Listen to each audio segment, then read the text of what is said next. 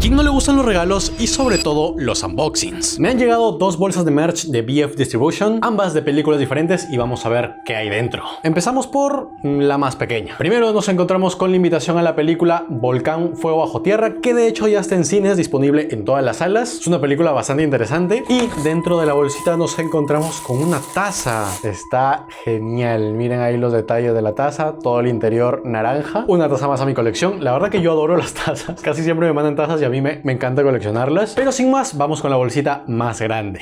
Aquí hay varias cosas. Esto es lo que más me llama la atención. Es de la película Dolly, Juega Contigo solo en cines. Esto sí está creepy, ¿ah? Vamos a ver qué más hay.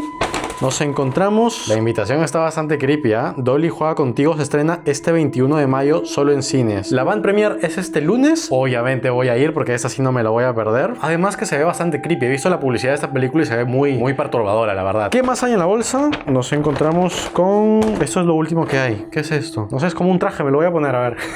Ahí está. Supongo que esto tiene mucho que ver con la película, ¿eh? Así que ya lo averiguaremos. Cuando la vea les cuento qué tal. Y bueno, de momento eso es todo. No olviden seguir a BF Distribution. Y si quieren más de este tipo de unboxing, pues síganme y dejen like. O si no, esta muñeca perturbadora los visitará esta noche.